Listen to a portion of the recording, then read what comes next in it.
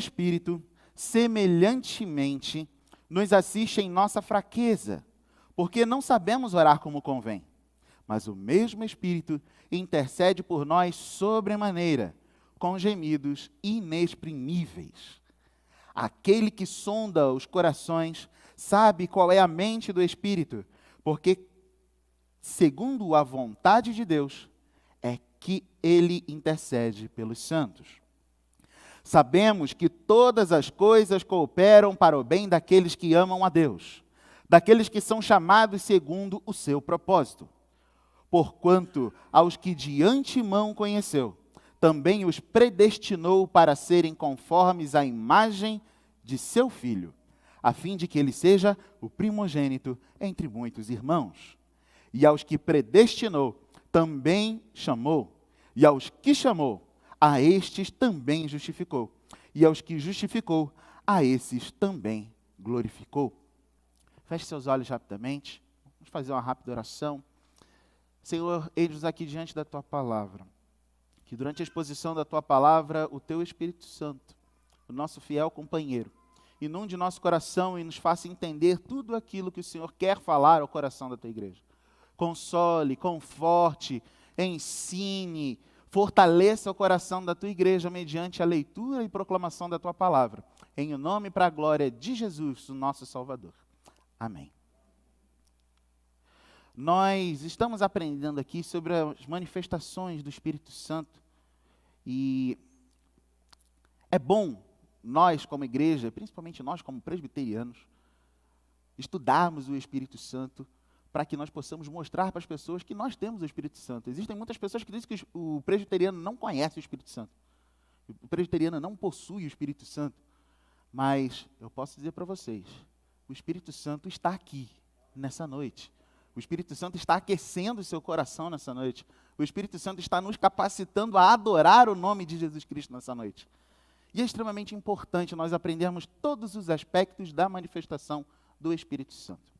Mas para nós começarmos o nosso assunto, é interessante nós notarmos que nós, enquanto seres humanos, nós somos seres relacionais. Nós sempre gostamos de uma companhia, não é verdade? Ninguém gosta de viver sozinho. E o ser humano em si não foi feito para viver sozinho. Tem algumas pessoas até que preferem viver ali sozinhas, mas no fundo, mesmo na sua solidão, essas pessoas querem que alguém esteja com elas. Todo mundo gosta de alguém, todo mundo gosta de ter um amigo perto. Pelo menos aquele amigo que está com você o tempo inteiro passando vergonha, aquele amigo que você conta com a ajuda dele o tempo todo. Tem que ter pelo menos uma pessoa que você possa dizer, essa pessoa é a minha melhor amiga, essa pessoa é o meu melhor amigo. Porque realmente o ser humano é um ser relacional. Nós não conseguimos viver sozinhos. O médico cristão do início do século XX, Paul Tournier, ele disse certa vez que há duas coisas que são impossíveis de se fazerem sozinhas. Uma delas é se casar. E é bem verdade, dá para casar sozinho? Não dá. Não sei se os irmãos acompanham essas curiosidades na internet, eu soube de duas pessoas que se casaram com elas próprias. E o relacionamento não durou nem um mês. Elas pediram divórcio. E as duas pelo mesmo motivo, traição. É, gente. Porque não dá para se casar sozinho. E a outra que Paul Tournier fala que é impossível de se fazer sozinho, é ser cristão. O ideal de Deus sempre foi que a gente vivesse em comunhão. E isso acontece desde o Jardim do Éden. Quando Deus dá as ordenanças para Adão, uma das ordenanças é que Adão tivesse um relacionamento com eles mesmos, com o próprio ser humano. E isso se manifesta quando nós vemos Deus falando, crescei e multiplicai. É para se relacionar entre si. É para ele ter relações com a sua esposa, ter filhos, criar os filhos, e os filhos terem filhos, e os outros filhos terem filhos, e criarem uma comunidade. Além disso, Deus sempre buscou um relacionamento íntimo com o homem, a começar do Éden, mas também passando por toda a história patriarcal.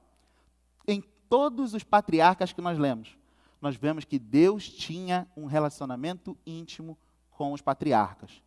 Isso também se emendou para os juízes, para os profetas, e uma das principais mensagens que os profetas faziam era: voltem a ter relacionamento com Deus.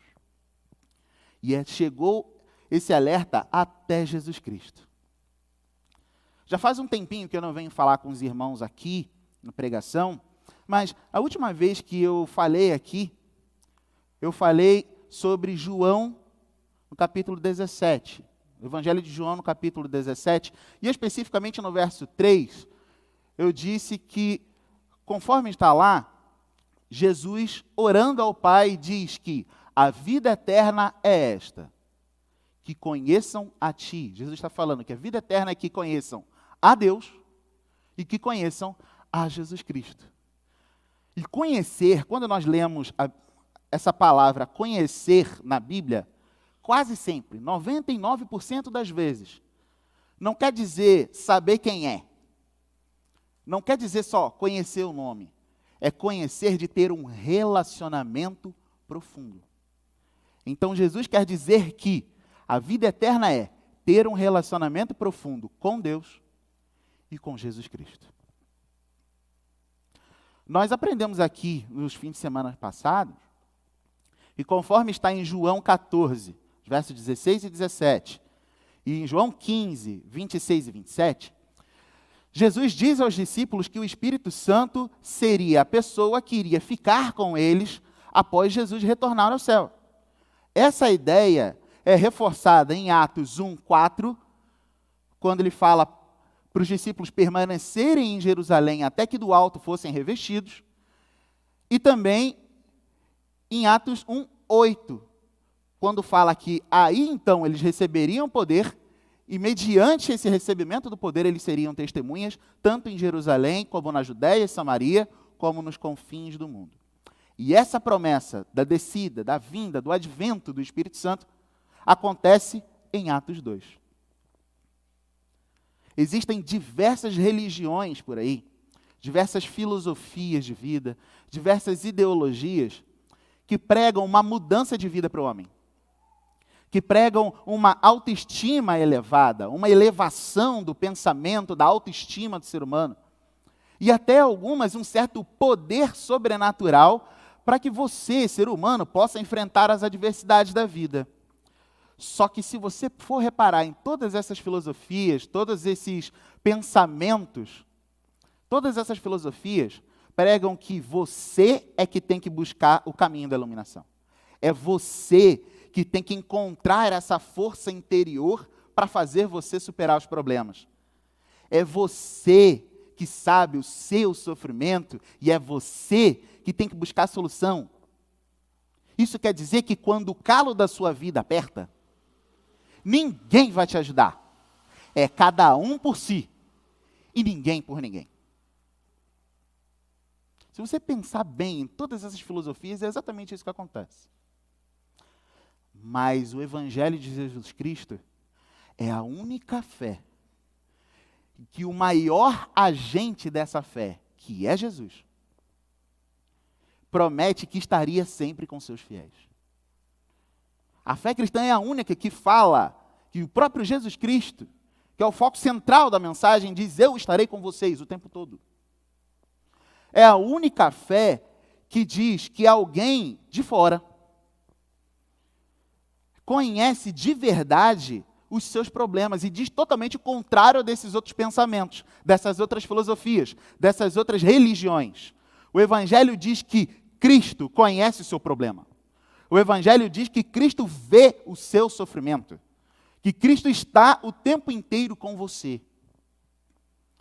Nesse texto que nós lemos, ao longo do capítulo 8 todo de Romanos, Paulo está ensinando aos cristãos de Roma que a submissão ao Espírito Santo é um ponto fundamental para o crescimento espiritual da igreja, tanto da comunidade como um todo, como dos cristãos individualmente. Eu pedi para você ficar com a Bíblia aberta. Depois de falar que em Cristo não há mais condenação, que é justamente o primeiro capítulo do verso 8 aí, do capítulo 8, primeiro versículo, ele diz isso, que não há mais condenação em Jesus Cristo. Ou seja, o cristão não é mais aquele indivíduo que é escravo do pecado, que é escravo da morte, que vive submisso à carne e às suas paixões. Paulo ainda fala que aqueles que se inclinam para o Espírito focam vida e paz, como no verso 6. Ele também fala que o Espírito de Deus habita na igreja, verso 9. Ele também fala que se o Espírito realmente está na igreja, o Espírito é que vivifica o seu corpo mortal, já que todos estão sendo guiados pelo Espírito, e aqueles que são guiados pelo Espírito são filhos de Deus. Isso está aí no verso 14. E também fala que o próprio Espírito testifica em nós que nós pertencemos a Deus e somos seus herdeiros. É o que está no verso 17 aí. Se nós formos ler esse texto, vamos ter a ideia, pelo menos uma ideia superficial, de que se nós temos o Espírito Santo, nós somos crentes, e se nós somos crentes, nós não sofremos. Em si é uma ideia boa, é uma ideia que pode te impulsionar a ter um pensamento positivo, a ter uma autoestima elevada. Só que, irmãos, quero perguntar a vocês, eu não vou nem pedir para você levantar a mão, mas eu quero perguntar a vocês, no íntimo do coração de vocês, na certeza da salvação que vocês têm algum motivo de sofrimento nesse ano? Você teve algum motivo de sofrimento nesse ano? Você já chorou esse ano? Com certeza, muitas pessoas aqui, agora, 7:55, do dia 20/6/2021, com certeza, algumas pessoas agora estão passando por sofrimentos. Isso quer dizer que vocês não têm o Espírito Santo? Isso não quer dizer. Uma das coisas mais mentirosas que um cristão pode falar, mas infelizmente muitos falam por aí, é que o crente não sofre. Até Jesus, irmãos, depois de ter dito para os discípulos sobre o Consolador, sobre o Paráclitos, no capítulo 14, no capítulo 15, no capítulo 16 de João, ele fala que o Consolador estaria o tempo todo com os discípulos, que o Consolador iria fazer os discípulos se lembrarem das suas palavras. Beleza, mas no final do capítulo 16, ele fala, no mundo vocês vão ter aflições. Jesus fala isso para os discípulos, vocês vão passar por aflições. Mas Jesus completa o seu discurso exatamente no versículo 33. No mundo tereis aflições, mas tende bom ânimo. Por quê? Eu venci o mundo. Essa era a esperança que os discípulos precisavam ter. E essa é a esperança que nós precisamos ter, mesmo em meio ao sofrimento. Que nós vamos sofrer, que nós vamos passar por aflições, mas que no meio dessas aflições, nós não passaremos sozinhos. Essa é a certeza que os discípulos precisavam ter, e é essa promessa que o Espírito Santo iria fazer eles se lembrarem em todo o tempo, que eles não estariam sozinhos, mas Cristo estaria com eles. O Espírito Santo é justamente esse fiel companheiro, que faz o crente ter a coragem de se levantar, enfrentar a vida e continuar a caminhada. Sabe aquele amigo que nós temos, como eu falei no começo, mas vamos trabalhar um pouquinho essa ideia aí. Sabe aquele amigo que você tem, que te acompanha em todas as situações da sua vida? Aquele amigo que quando você está festejando, ele está do seu lado. Quando você está passando vergonha, ele está do seu lado. Quando você não tem nada para fazer, ele está do seu lado. Uma galera um pouquinho mais jovem aí, adolescente, aquele amigo que é tão amigo, aquela amiga que é tão amiga, que você liga para ele, liga para ela e fala, o que você está fazendo? Eu não estou fazendo nada. Eu também não estou fazendo nada. Vamos fazer nada juntos? Aquela pessoa que você confia em todos os seus momentos, que ela vai ficar com você e nunca vai te abandonar? Geralmente esse amigo, você confia tanto nele, porque ele passa uma confiança tão grande, e geralmente esse amigo é aquele que fala para você, olha, aconteça o que acontecer, vai na minha que você vai se dar bem. É verdade ou não é, gente? É esse amigo que a gente está na boa, ele fala, fica comigo que você vai se dar bem. A gente está numa enrascada, ele fala, não, fica comigo que você vai se dar bem. Vai na minha que tu vai se dar bem. E esse amigo, geralmente, é o primeiro a contar as histórias, tanto boas quanto ruins, tanto legais quanto engraçadas. É justamente esse amigo que faz você se lembrar de que você estava na pior, mas agora você está bem. O Espírito Santo é justamente esse amigo. Às vezes o ser humano pode falhar nessa missão de amigo, mas o Espírito Santo não falha. É o Espírito Santo que é esse grande amigo e fiel companheiro que está com você em todo o tempo e nunca te abandona, nunca te deixa sozinho. E aí você pode se perguntar, de repente, tá, mas tudo bem, está sendo falado que o Espírito Santo é o meu fiel amigo, o meu fiel companheiro, mas como é que eu posso ver essa companhia do Espírito Santo em mim? Como é que eu posso ver essa companhia do Espírito Santo na minha vida? E é aqui que entra o nosso texto. Verso 26, irmãos. Verso 26, ele diz uma verdade. A verdade que o verso 26 aqui diz é que o Espírito Santo, nosso fiel companheiro, não nos abandona jamais. Guarde isso. Ele não nos abandona jamais. O que diz no verso 26? Também o Espírito, semelhantemente, nos assiste em nossas fraquezas, porque não sabemos orar como convém, mas o mesmo Espírito intercede por nós sobremaneira, com gemidos inexprimíveis. Quando nós lemos aqui que o Espírito Santo nos assiste em nossas fraquezas, essa palavra assiste, geralmente, nós temos um conceito de assistir como ver, né? Eu vou assistir televisão, eu vou ver televisão. Eu vou assistir um vídeo no YouTube, eu vou ver um vídeo no YouTube. Ah, eu vou assistir o futebol ali no estádio, eu vou assistir futebol no estádio. Só que assistir aqui tem um conceito muito mais profundo do que simplesmente ver, do que simplesmente olhar. Assistir aqui significa estar ao lado, trabalhar ao lado. Não é somente ficar e ficar seguindo, é trabalhar, é estar junto o tempo todo do lado.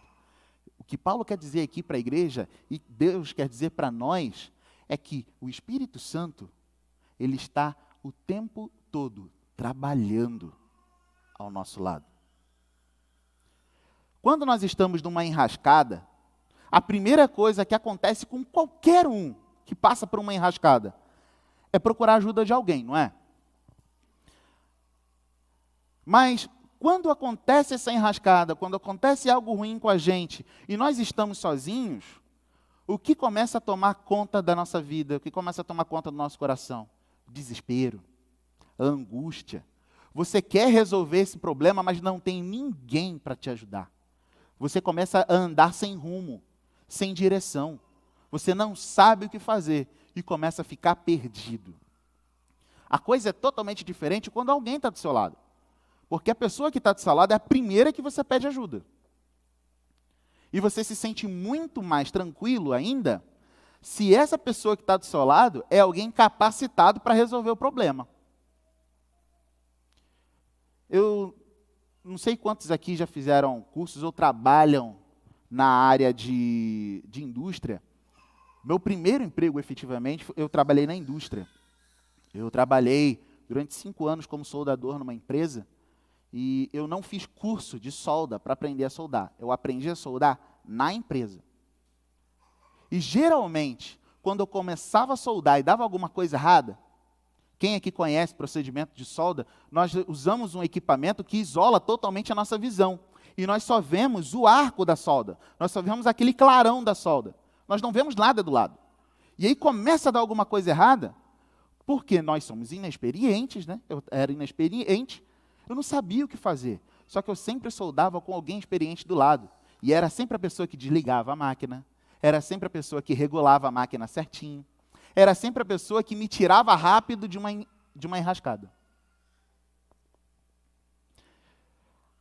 É nesse sentido que nós podemos ver, por exemplo, que aqui, no verso 26, quando fala que nós não sabemos orar quando convém, é aplicado.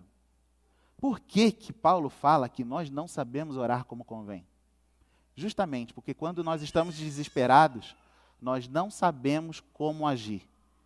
E nisso de não saber como agir, a gente tenta fazer de qualquer jeito. Ou a gente desespera.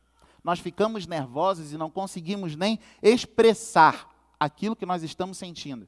Nós não conseguimos nem explicar o que está acontecendo. Já aconteceu isso com você? De você ficar tão nervoso que não consegue nem explicar qual o problema que está acontecendo?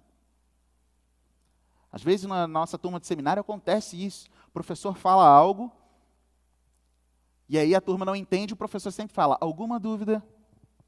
E aí alguns alunos acabam soltando essa pérola. Professor, dúvida a gente tem. Mas isso aí é tão difícil que a gente não consegue nem explicar a nossa dúvida para o senhor. É exatamente por isso que nós não sabemos orar como convém. Muitas vezes, nós não conseguimos nem pedir. E quando nós levamos isso para a nossa vida íntima, para a nossa vida espiritual, muitas vezes nós nos sentimos exatamente assim. Né? Nós não conseguimos pedir em nossas orações. Nós não conseguimos nem abrir a boca. É aquela oração, muitas vezes, que só tem duas palavras. É Senhor e Amém. Tudo que está no meio é lágrima. Tudo que está no meio é sofrimento. Você já orou assim? Aquela oração que você só começou, Senhor. Lágrima, sofrimento, dor, choro, lamentação. Só que você não conseguiu nem expressar isso com palavras. E no final você só disse amém. Mas a Bíblia diz, exatamente nesse versículo, Paulo falando para a igreja, que o Espírito Santo nos assiste nas nossas fraquezas. Mesmo que nós não saibamos orar como convém, Ele sabe exatamente o que se passa no nosso coração. Ele vê o nosso sofrimento. Ele conhece o que está acontecendo conosco, porque Ele está trabalhando lado a lado conosco, intimamente. Ele está na nossa rotina. Existe uma música pentecostal aí que está ficando bastante famosa, que fala uma grande verdade. Deus conhece a sua estrutura. É Deus que conhece a sua estrutura e sabe qual o sofrimento real que tem no seu coração. Ele sabe da sua dificuldade justamente porque Ele te criou. Além disso, Ele está o tempo todo com você. Através do quê? Ou melhor, através de quem? Através da pessoa do Espírito Santo. E Ele faz isso de uma forma tão exata e tão perfeita que não tem como ser humano explicar a forma como o Espírito Santo faz isso.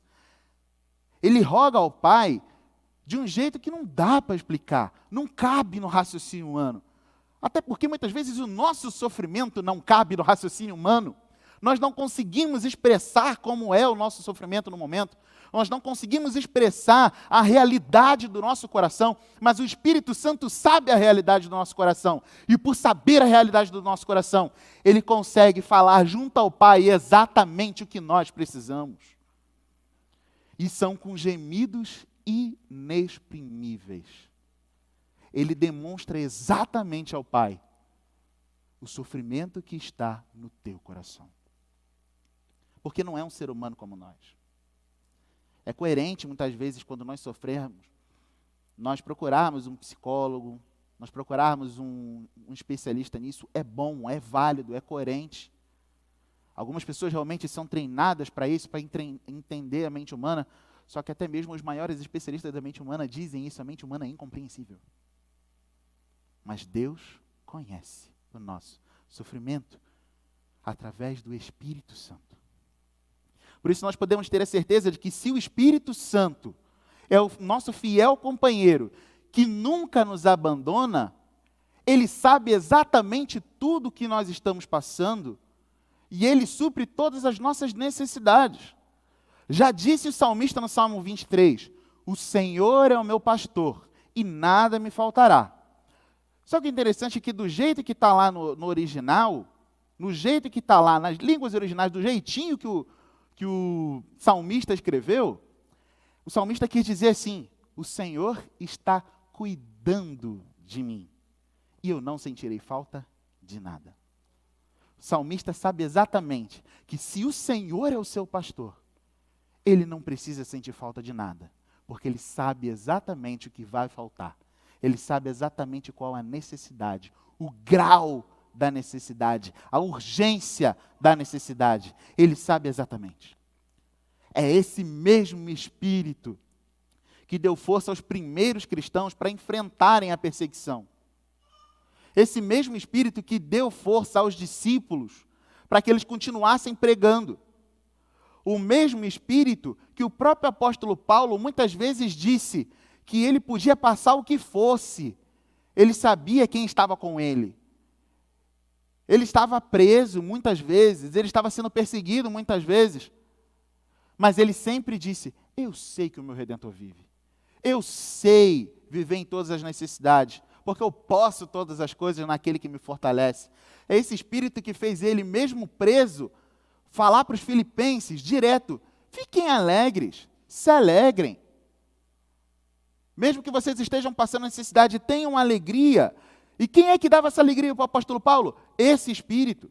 E é esse Espírito que faz com que nós lembremos todos os dias que Jesus prometeu para nós que estaria conosco todos os dias até a consumação dos séculos. E é esse mesmo Espírito que está conosco, nos acompanhando em todo o nosso sofrimento, intercedendo como se deve junto ao Pai. Mais uma vez eu repito, o Espírito Santo, nosso fiel companheiro, sabe exatamente o que se passa no seu coração.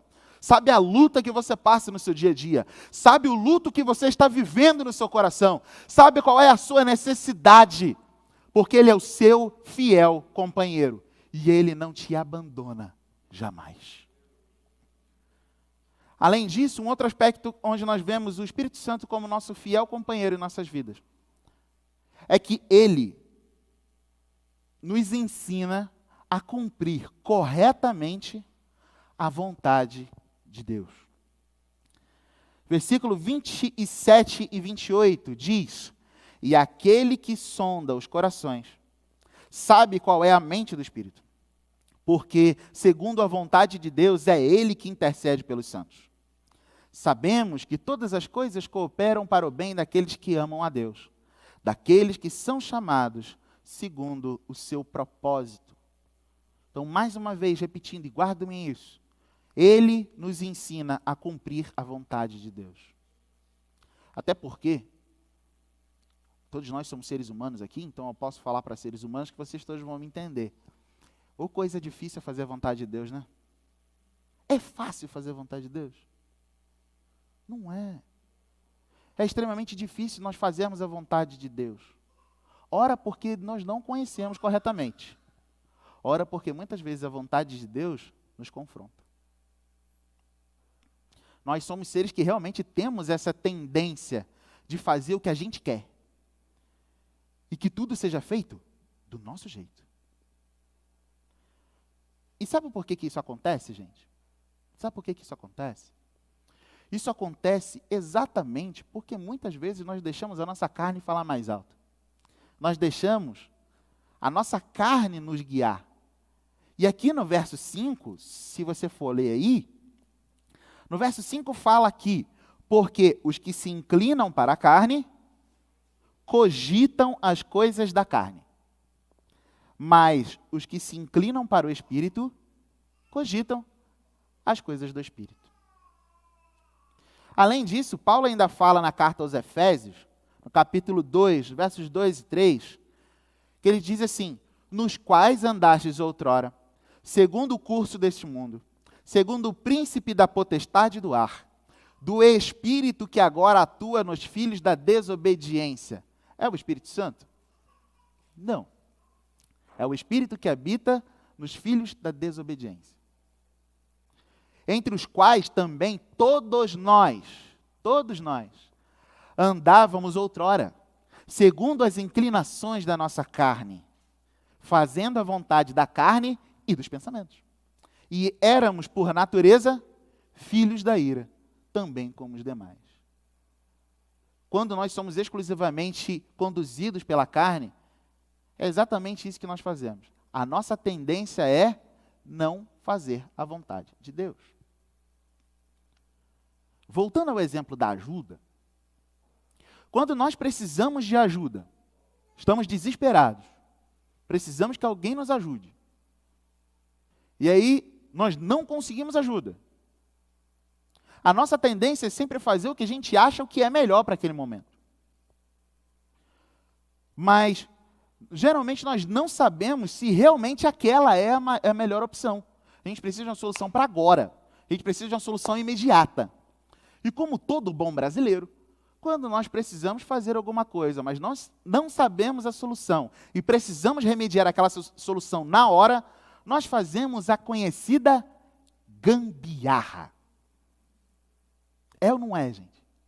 A gente precisa da solução naquele momento. Nós não sabemos fazer. Qual é a nossa tendência?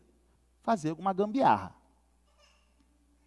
A gente acha que é um MacGyver e que com um chiclete e um clipe de papel a gente faz o nosso carro andar, a gente faz o quadro de luz voltar. Nós sempre temos essa tendência de fazer gambiarras. Só que esse é que é o perigo. Porque muitas vezes nós recorremos para gambiarra no carro, na moto, na bicicleta, no computador, no celular, mas nós também acabamos recorrendo às gambiarras para consertar os defeitos do nosso coração. Para tentar esconder as besteiras que fazemos internamente. Para acabar com a angústia do nosso ser. Nós usamos gambiarras, inclusive, para solucionar a doença da nossa alma. Tudo isso porque nós não temos a orientação necessária. Nós não sabemos exatamente o que nós devemos fazer. E é aí que o nosso fiel companheiro age. Ele é exatamente como aquele amigo que nós temos, que todo mundo tem um amigo assim, que ele entende de tudo. Mas não é aquele amigo que entende de tudo, que é aquele enrolão. Sabe, não, deixa que eu faça ali. É o especialista em gambiarra. Todo mundo tem um amigo que é especialista em gambiarra, mas todo mundo tem aquele amigo que realmente sabe mexer em tudo. Você precisa de alguém para fazer uma obra, ele sabe fazer a obra. Sabe fazer traço de cimento, sabe assentar um tijolo, sabe fazer qualquer coisa de obra. Você precisa de alguma coisa, algum reparo elétrico na sua casa, aquele mesmo amigo tem as ferramentas necessárias para fazer um reparo elétrico. Você precisa de um bombeiro hidráulico, ele tem as ferramentas de bombeiro hidráulico. Aí você acha assim, ele só é auxiliar de serviços gerais, computador da pau. Ele vai lá e consegue consertar o seu computador. Seu carro dá defeito, ele consegue consertar o seu carro. Seu filho está com dificuldade em matemática, ele ensina matemática para o seu filho. A sua esposa ou você mesmo está tentando cozinhar alguma coisa e a receita não está dando certo. Ele vai lá e consegue fazer a receita dar certo. Todo mundo tem algum conhecido ou algum amigo que realmente sabe de tudo. Que te safa em todas as horas. Às vezes, a gente sempre admira as pessoas que têm esse conhecimento tão vasto, assim, tão pluralizado. Nós admiramos essas pessoas. E, geralmente, quando nós perguntamos para elas, como é que você aprendeu isso tudo? Eles sempre dizem que, eu trabalhei muitos anos com isso. Então, uma vez eu morei em tal lugar e eu precisei aprender sobre isso.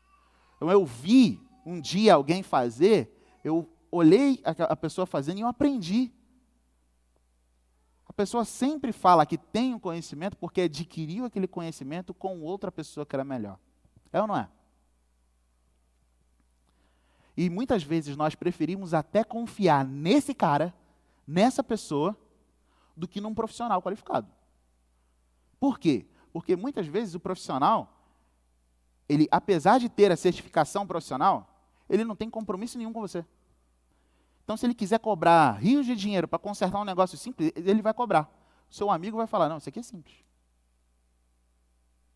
Você prefere confiar no seu amigo do que no profissional.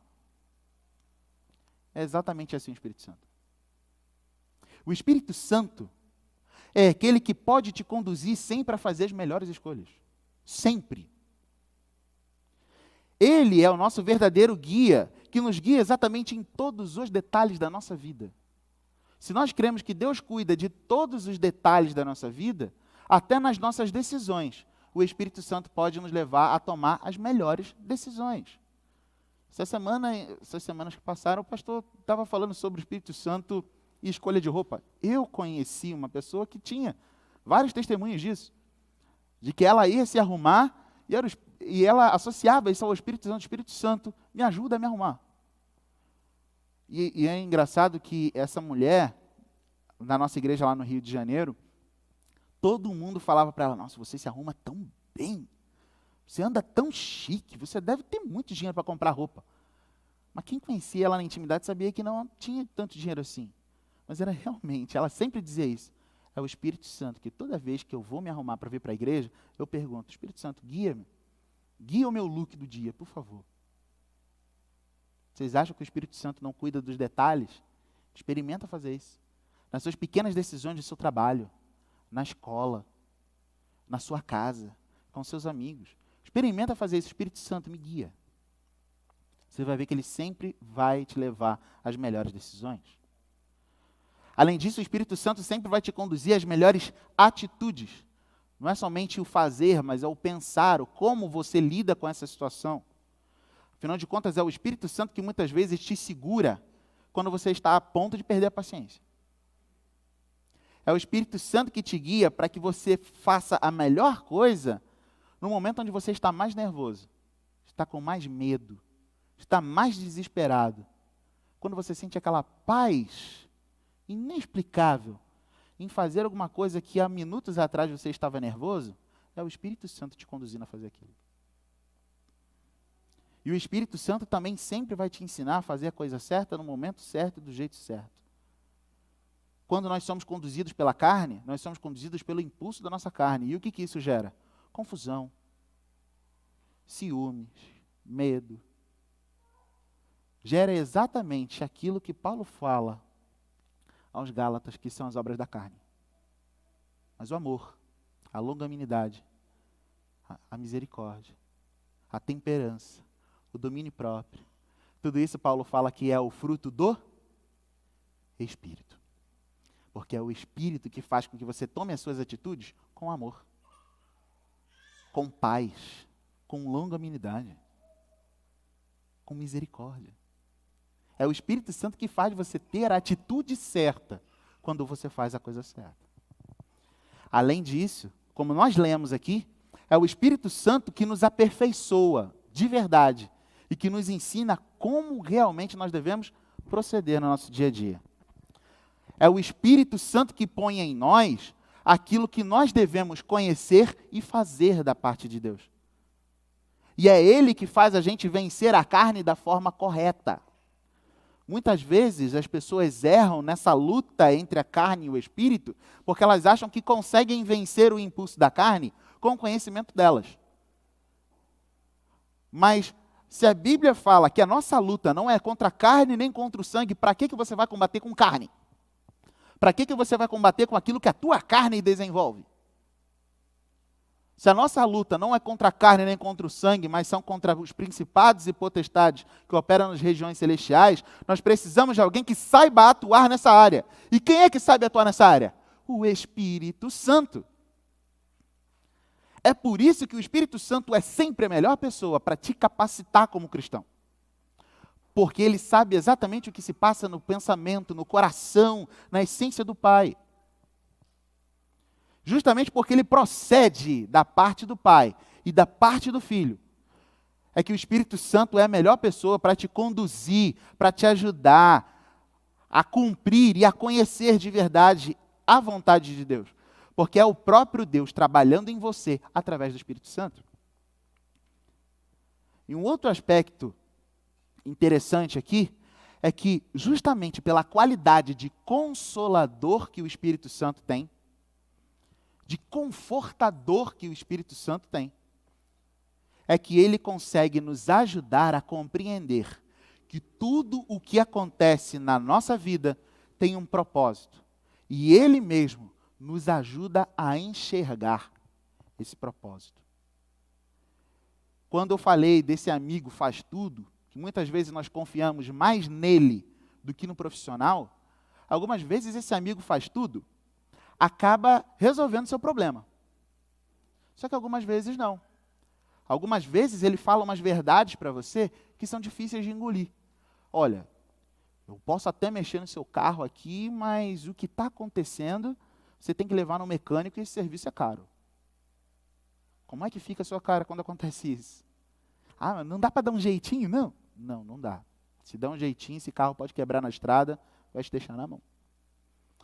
Olha, um reparozinho pequeno aqui para poder fazer, mas vai ter que trocar toda a fiação da sua casa.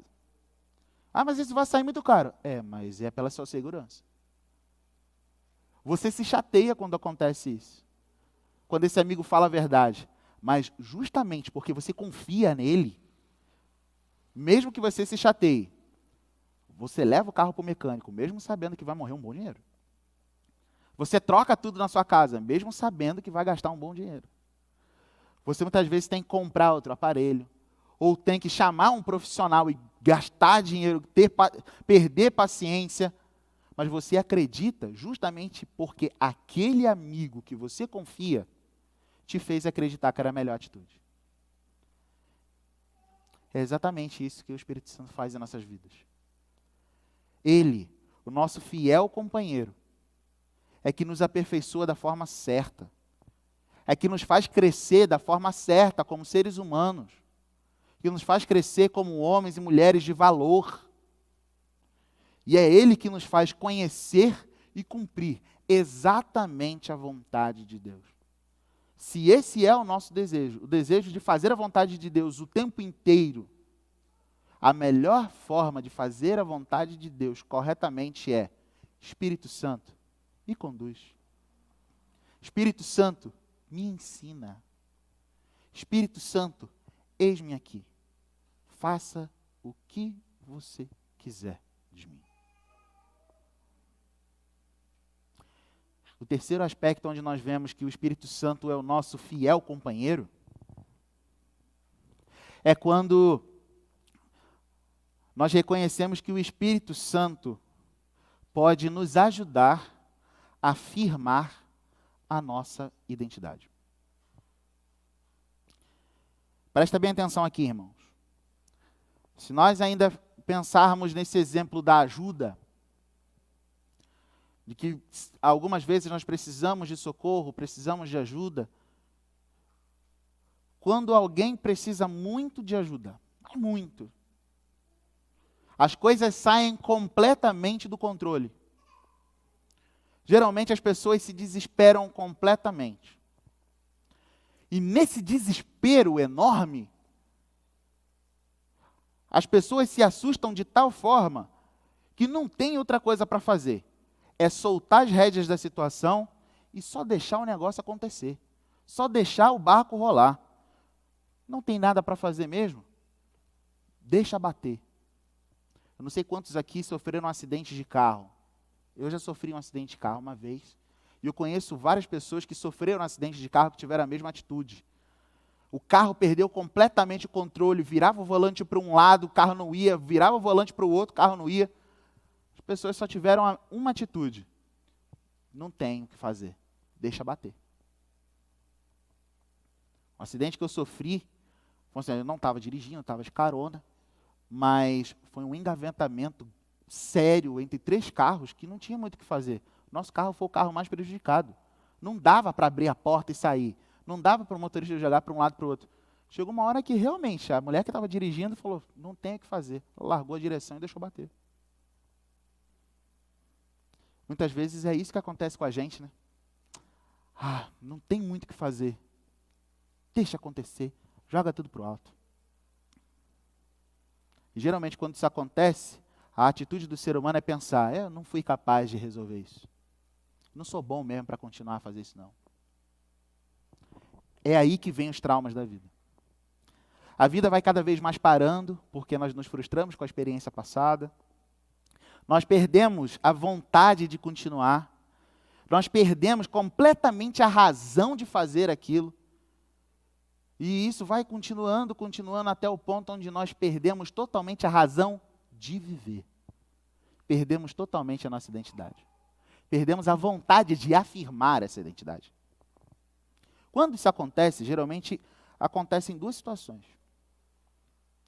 Ou a pessoa tenta fazer diferente, muda a direção e esquece aquele caminho que não deu certo. Só que ela não faz isso porque quer diversificar ou porque quer dar a volta por cima. Ela faz isso na tentativa de esconder o fracasso que ela teve lá atrás. Ela quer mudar exatamente quem ela é. Ela quer mudar a sua essência. Ela quer mudar a sua identidade. E acha que mudando o caminho ela vai mudar a sua identidade. Ou então, a pessoa pensa que, já que não tem mais motivo nenhum para viver, deixa a vida se definhar aos poucos. Deixa a vida se acabar. Eu não vou fazer nada não.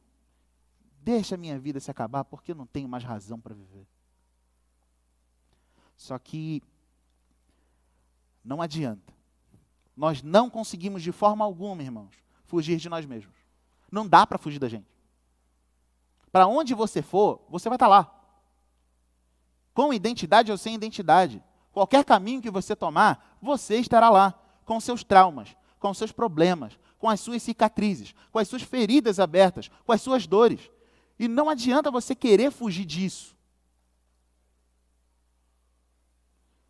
Nós acabamos de ler que aqueles que não são guiados pelo Espírito, mas são guiados pela carne, qual é o destino deles? Versículo 6 aí de Romanos 8. Diz assim, que o pendor da carne dá para a morte. Pendor é a direção que toma. Então, a direção que a carne toma é uma direção de morte.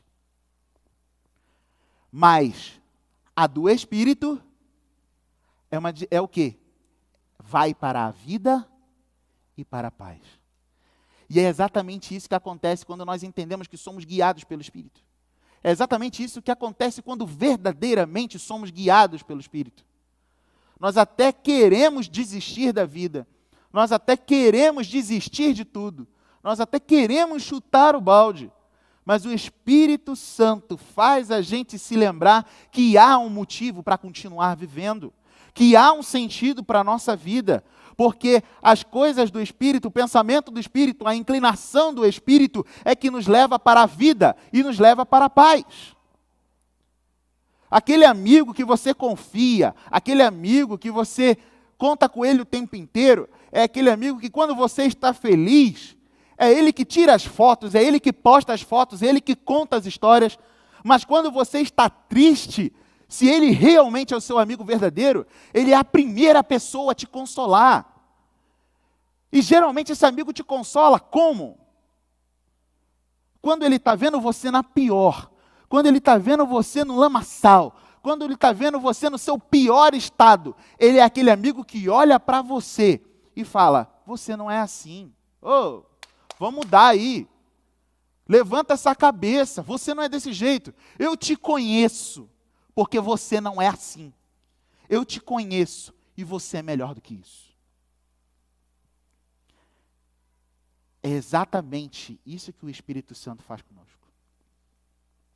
Já falamos aqui que crente sofre. Crente sofre. E no meio do sofrimento do crente, com certeza, nem que seja um pouquinho, mas o crente pensa, eu vou desistir da vida. Não tenho mais motivo para viver. Não tenho mais motivo para continuar. Mas o sofrimento do crente tem uma enorme diferença. O sofrimento do crente tem uma enorme diferença, e essa enorme diferença é que nós sempre temos um ponto de partida, um ponto fixo, uma rocha firme, onde nós podemos firmar os nossos passos, onde nós podemos dar o primeiro passo para uma nova vida, para uma vida renovada. E quem é essa rocha firme? É Jesus. É o Filho de Deus. E quem é que faz a gente se lembrar que nós temos essa rocha firme? É o Espírito Santo, é o Consolador. É Ele que é o primeiro a tocar em você e dizer: ei, tem um motivo para você viver. Ei, tem um motivo para você continuar a vida. Eu sei que você está triste. Oh, eu conheço seu coração, eu conheço a sua estrutura, mas vamos continuar com a vida, porque Jesus disse que estava com você.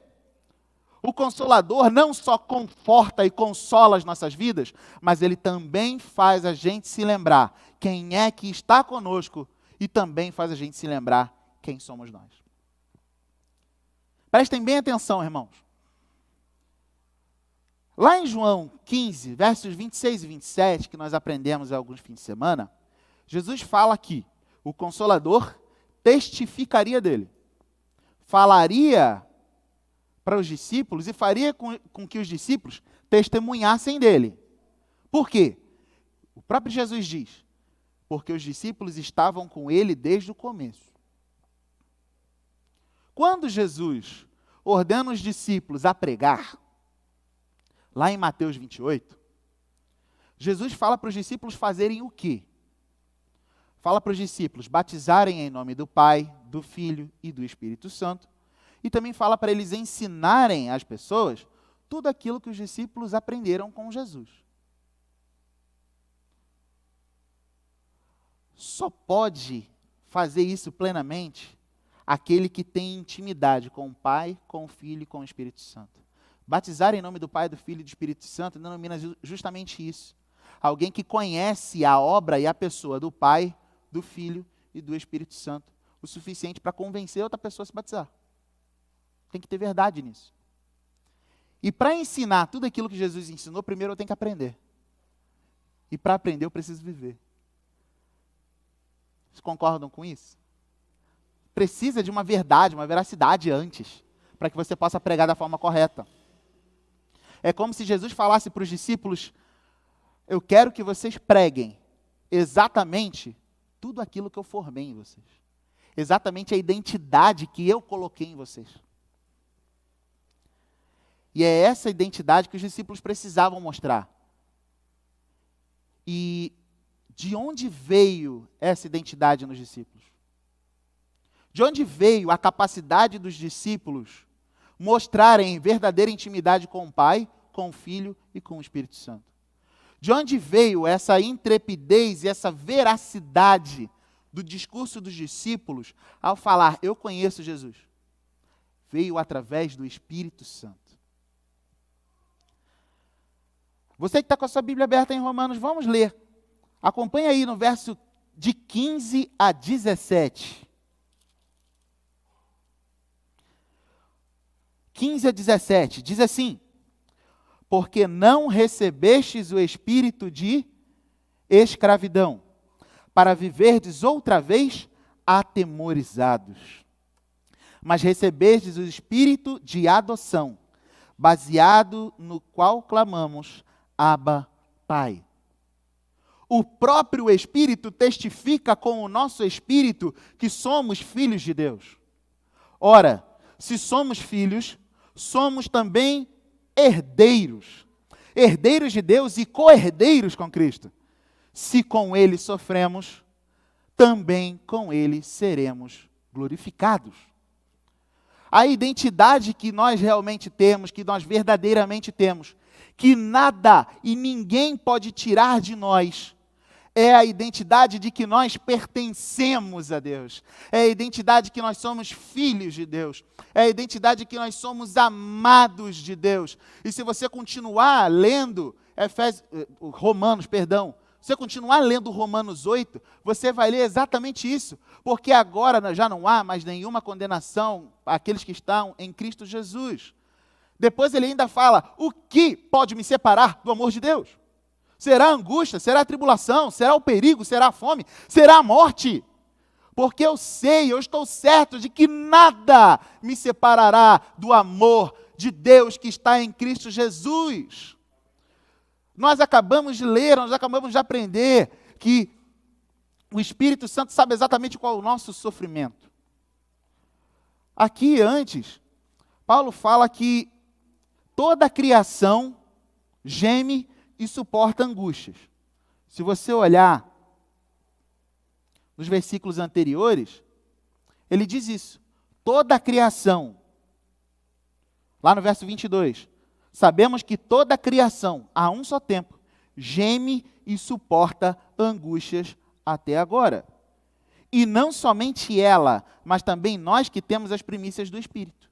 Igualmente gememos em nosso íntimo, aguardando a adoção de filhos, a redenção do nosso corpo. E qual é a raiz de todo o sofrimento do ser humano? A raiz do sofrimento do ser humano é o pecado. Tudo isso começou justamente quando Adão e Eva, lá no jardim, romperam a sua intimidade com Deus.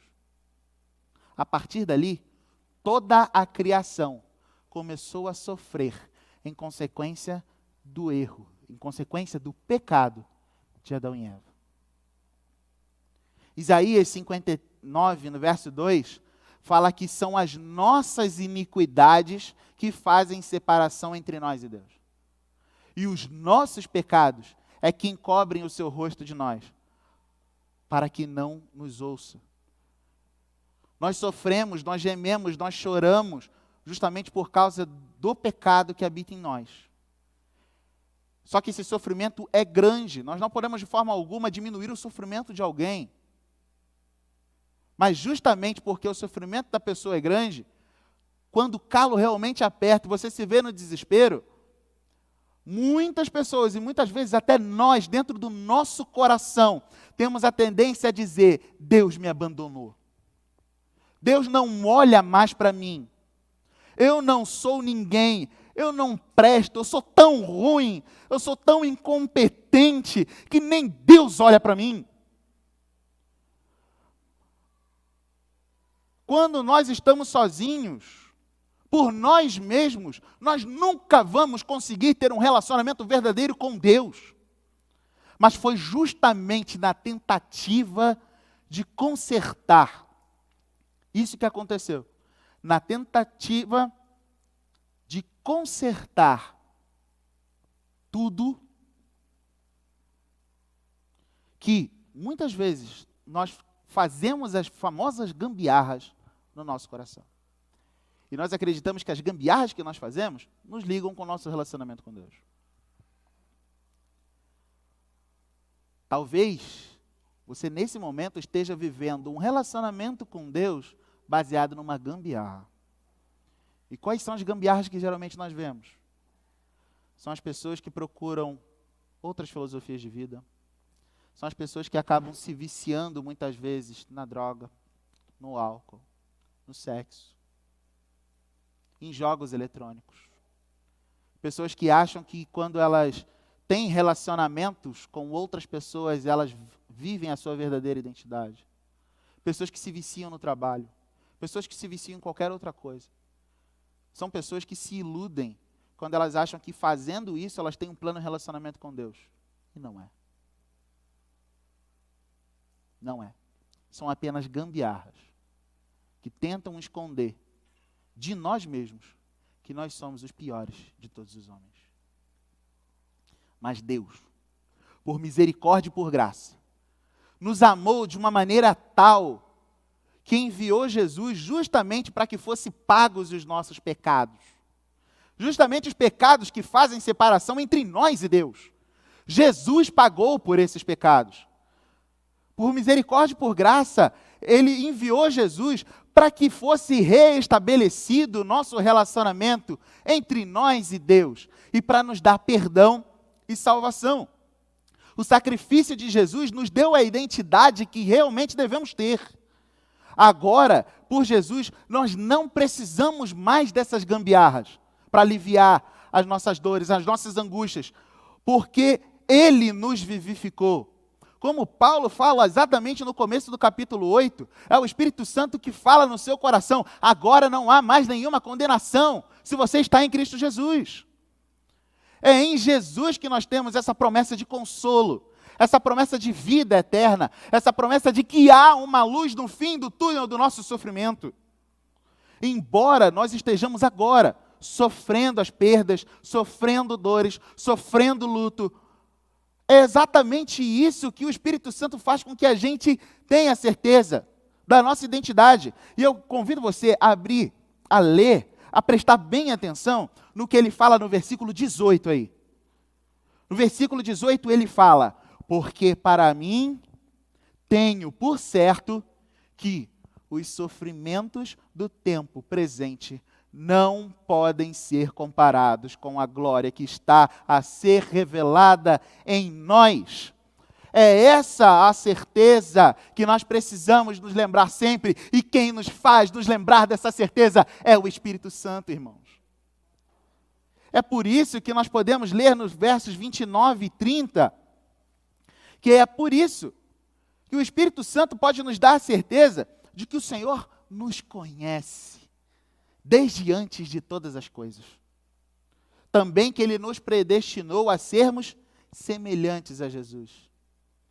Também que Jesus nos chama com amor, nos justifica junto ao Pai e nos aperfeiçoa de glória em glória até o dia final. É o Espírito Santo que faz com que nós nos lembremos que nós somos filhos de Deus. É esse Espírito Santo que não nos deixa esquecer que nós somos amados e cuidados por Deus. Que nos piores momentos da nossa vida, Ele nos lembra que somos do Senhor. Aqueles momentos onde nós achamos que não prestamos, que nós não somos ninguém e nós perdemos a nossa identidade. São nesses momentos que o nosso fiel companheiro, que nos ajuda sempre a afirmar a nossa identidade, é Ele que nos faz nos lembrar exatamente dessa identidade. Que nós somos filhos de Deus, que nós somos discípulos de Jesus, que nós somos alvo da misericórdia e da graça de Deus. Para nós concluirmos, irmãos, todo mundo sempre vai precisar de alguém. Como falamos, o ser humano é um ser relacional. Não há como o ser humano viver bem se não for na companhia de alguém. Mas quando nós falamos em relacionamento com Deus, não somos nós que tomamos a primeira atitude. Foi o próprio Deus que tomou o primeiro passo para que nós tivéssemos um verdadeiro relacionamento com Ele. Em Jesus é que nós podemos ter esse relacionamento. E quem nos dá a certeza desse relacionamento é o Espírito Santo. É esse relacionamento com Deus que nos faz prosseguir em meio ao sofrimento da criação. Em meio a tudo isso que a gente está vivendo agora. Pandemia, perdas ocasionadas pela pandemia, perdas ocasionadas durante a pandemia, coisas que já estão sendo amarradas há muito tempo. E por isso não sou eu que quero dizer, mas é a palavra de Deus, é o Espírito Santo que diz a você. Se você está angustiado por qualquer motivo, se você se encontra triste por algum motivo, o Espírito Santo te consola nesse momento. O Espírito Santo te conforta nesse momento.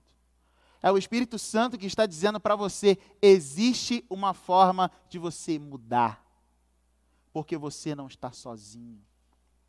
É o Espírito Santo que faz com que a gente se lembre sempre da fidelidade e do amor de Deus, e nos motiva a seguir, cantando, louvando, com alegria, mesmo em meio às dores. Porque o cristão sofre. O cristão sofre. Mas ele sabe que ele pode louvar a Deus, porque o tempo inteiro o Espírito Santo faz ele se lembrar que é algo diferente. Quero ler para vocês, para nós terminarmos, a poesia da poetisa mineira Adélia Prado. Uma poesia que nos faz nos identificar, mas que nos traz um alerta também, de como é que nós devemos proceder na nossa caminhada cristã. Preste atenção no que ela diz. Talvez esse seja o clamor do seu coração nesse momento. Louvado seja Deus, meu Senhor, porque meu coração está cortado à lâmina, mas sorrio no espelho, ao que a revelia de tudo se promete. Porque eu sou desgraçado, como um homem tangido para a forca, mas me lembro de uma noite na roça, o luar nos legumes e um grilo, minha sombra na parede. Louvado sejas, porque eu quero pecar contra o afinal sítio aprazível dos mortos, violar as tumbas com o arranhão das unhas, mas vejo tua cabeça pendida e escuto o galo cantar 3 vezes em meu socorro. Louvado sejas, porque a vida é horrível, porque mais é o tempo que eu passo recolhendo os despojos, velho ao fim de uma guerra como uma cabra, mas limpo os olhos e o muco do meu nariz por um canteiro de grama. Louvado sejas, porque eu quero morrer, mas tenho medo. E insisto em esperar o prometido. Uma vez, quando eu era menino, abri a porta de noite. A horta estava branca do luar. E acreditei, sem nenhum sofrimento. Louvado sejas. Mesmo em meio ao sofrimento, quem te faz lembrar quem você é, o que você tem e quem te deu o que você tem, é o Espírito Santo.